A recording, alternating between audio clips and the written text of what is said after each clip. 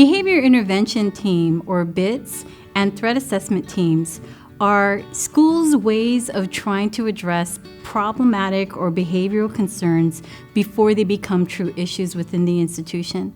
It's a multidisciplinary approach to actually addressing problems before they really become problems. For the most part, they're actually the same.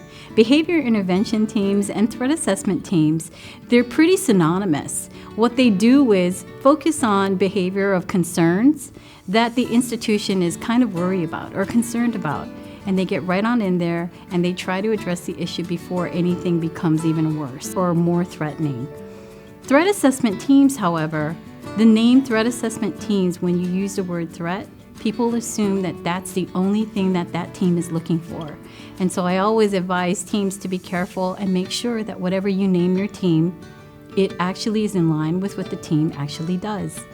But technically, behavior intervention teams and threat assessment teams basically do the same things. The BIT and TAT became a national best practice on college and university campuses following the tragic shootings at Virginia Tech University in 2007. The investigation that followed the shooting revealed that many employees at Virginia Tech were aware of concerning behavior, but no one was sharing information. BIT and TAT procedures bring this information to a multidisciplinary team for assessment and intervention in hopes of assisting individuals before tragedies occur.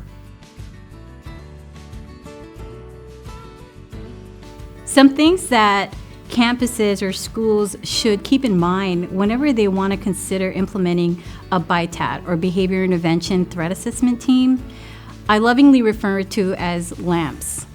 L for leadership. Who's going to be the person who's at the helm of this team? Because that leadership is going to be extremely important. A for authority. What kind of authority is the team going to have? Are they going to be purely advisory, make recommendations, or does your team already have within its membership the authority to carry out disciplinary measures or do things specifically that each of the membership already have authority to do? So authority is another important thing to think about. M, membership. Who is going to sit around the team? What kind of members will you have? You need to make sure you for sure have campus security, administration, human resources if you're reviewing cases involving employees, student conduct individuals or student affairs individuals who are familiar with students.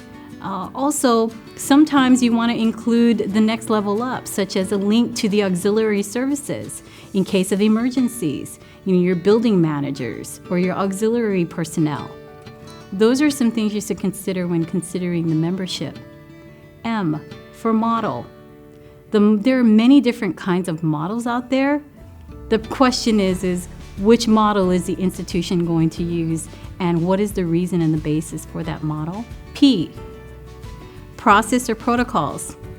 If a team doesn't have a process or a protocol written in a manual, then it will never ever be able to follow consistently the same exact processes that they had in the cases.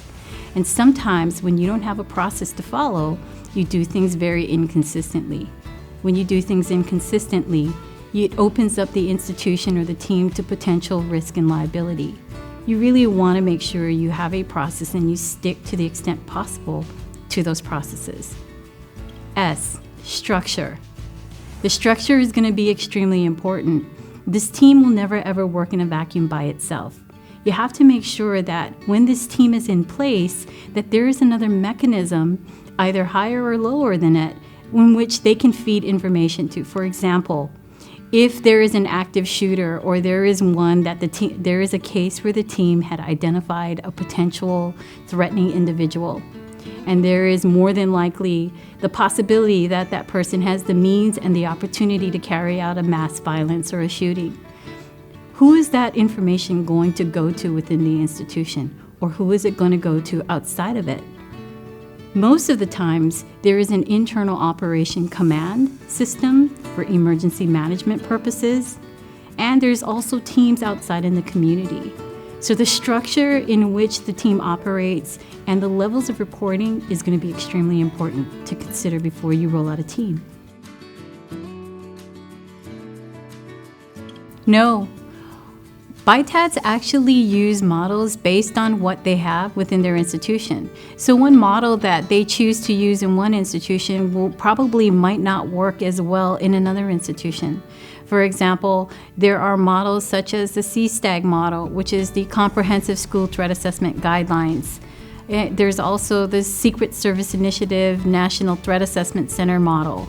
There's the College and University Behavior Intervention Team model, and ahead of its time, way ahead of its time, is the Delworth Assessment Intervention of Student Problems.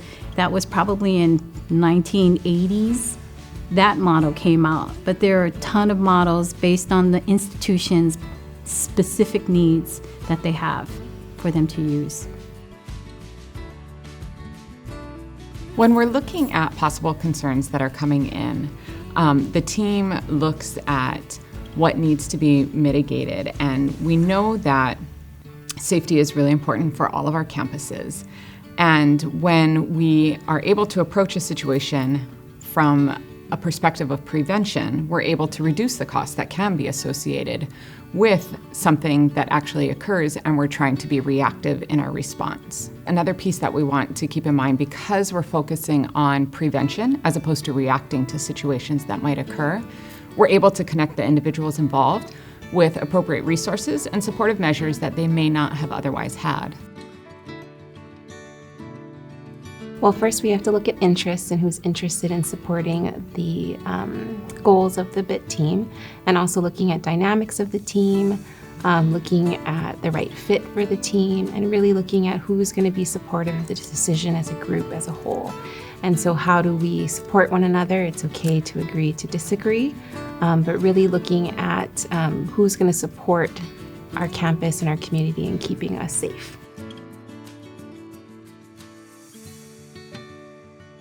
When you're looking at pulling together a team, there are a lot of different things that you need to think about. One is you want to be able to have a lot of different perspectives from the campus community, so you want to make sure that it's multidisciplinary from the get-go.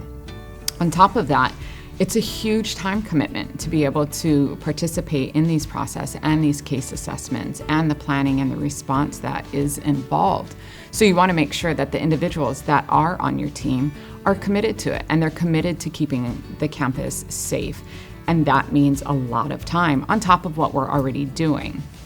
Another thing to think about is having a requirement for participation. 80% of the meetings are attended by the individuals.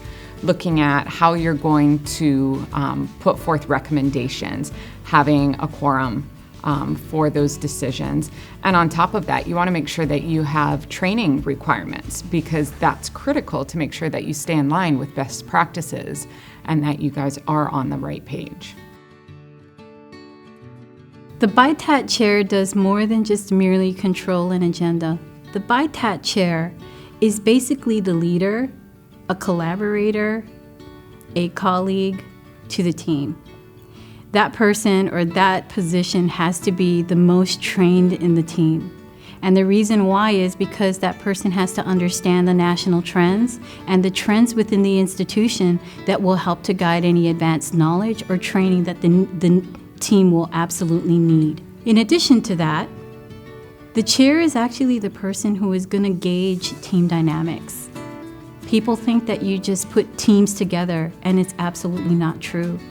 Team dynamics is going to be one of the more important things that determines whether or not a team actually functions the way it's supposed to function, or if the team engages in groupthink, which is absolutely not what you want.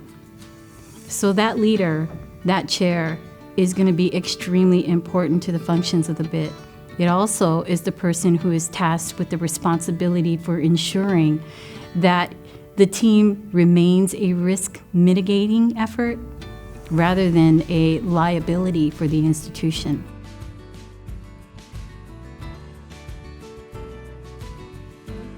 Yes, it would be very possible, as long as the protocols for each of the teams allows, as well as each of the chairs consult with one another and according to availability and need depending upon the area, making sure that all members are trained in threat assessment.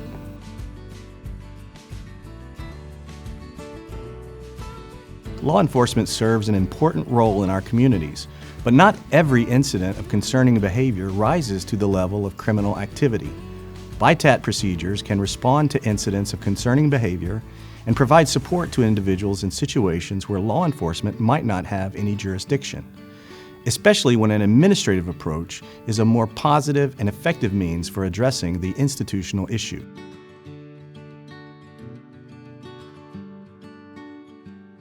When we look at sharing information, teams are going to share information on a need-to-know basis. We don't want to send information out there that could cause undue harm or panic among people within our campus community. So again, we focus on the need to know, and we also have to pay attention to FERPA. FERPA is a need to know basis, and so we don't just freely share information to protect the confidentiality of all those involved. If and when the time comes that we need to get more people involved, we will start with the least amount of people and then add as the assessment goes on, as is needed to address and mitigate the threat to the campus.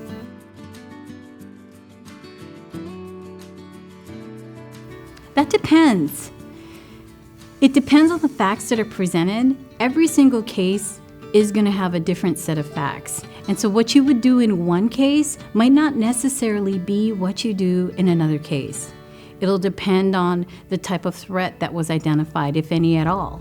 It's going to depend on whether or not the concerning behavior exhibited is just a part of other concerning behaviors that the institution knew about.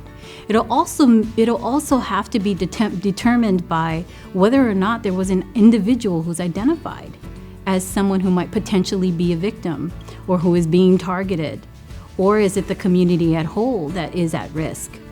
So it depends on a whole bunch of factors. But when an individual or specific community members are involved, then it would be extremely appropriate for the BIT or a member of the BIT to disclose information to that person so that they can keep themselves safe and the community can ensure that they are on alert or they're aware of any potential threats or risks that might be coming. When we're looking at a case that comes through and we're trying to figure out who needs to be involved in the case, we're taking a very broad picture of the case to see how many people can be involved in the most minimal way possible. And then if we need to, we can add other individuals to the case when the time is appropriate.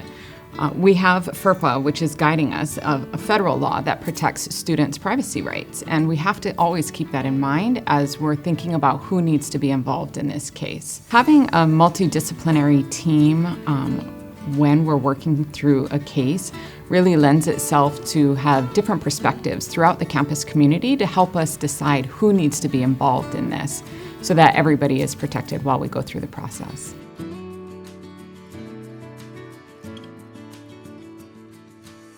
When we're looking at addressing behaviors, there are a lot of different procedures that are going to guide how we approach a situation. Some of the things that we need to think about is, first of all, that it is not a free-for-all. We don't get to just arbitrarily decide who's going to go through this process and how it's going to be handled. Again, we have FERPA that is guiding us, so protecting the students' privacy is going to be very important. But we also have to look at other policies and procedures that are going to guide how we react to something or how we respond to a situation. There are some situations that are out of our control that could pertain to an emergency situation, and it's non-negotiable, and we have to just follow those procedures. And then there's other times when we can be a little more flexible in how we respond. It's really a case-by-case basis, and by taking a broad perspective and looking at it from an individual lens, we're able to better approach the situation. Never. The goal of the BITAT is to help preserve safe campus communities by responding to concerning behavior before it rises to the level of an emergency situation. Once an emergency occurs, such as an active shooter on campus or a credible bomb threat, it is best to contact your campus security and local law enforcement. BITAT is not equipped to handle those situations, but can review the case once the emergency situation has been resolved to determine if it can provide support to those involved.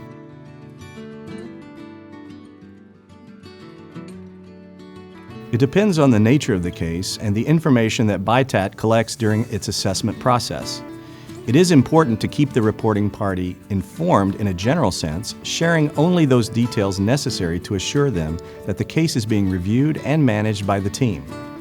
Keeping the reporting party informed will also help you to build trust between your BITAT and the campus community if they share their experiences with the BITAT with their colleagues.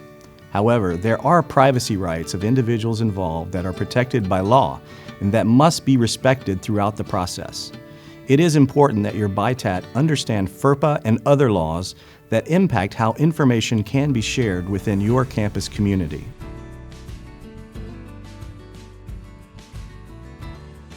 I think that takes time. I think it takes creating a sense of community and building Pilina amongst our students, faculty, and staff. And Pilina building takes time. It's about building relationships, building trust.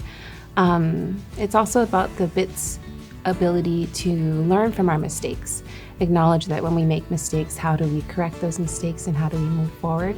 But it's really about building a sense of community, and community building is hard work but good work. It's about creating one great experience after another and showing our campus that we care about our faculty, staff, and students and keeping our community safe. Well, it really depends on the team and the needs of the team, so usually about every 2 to 3 weeks, depending upon what's happening that semester. But it's also being mindful of the time that we have and using our time to do things like professional development, to have growth for the group, so we're constantly learning and growing together. The national best practice is for your BITAT to review cases involving both students and employees.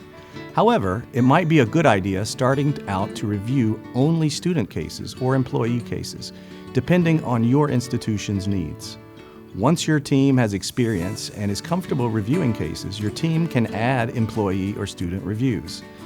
It's important to remember that student and employee cases will have different procedures and standards. For example, your team may employ student-funded mental health services that are not available to employees. Also, employees are often protected by union contracts that require specific procedures for employees.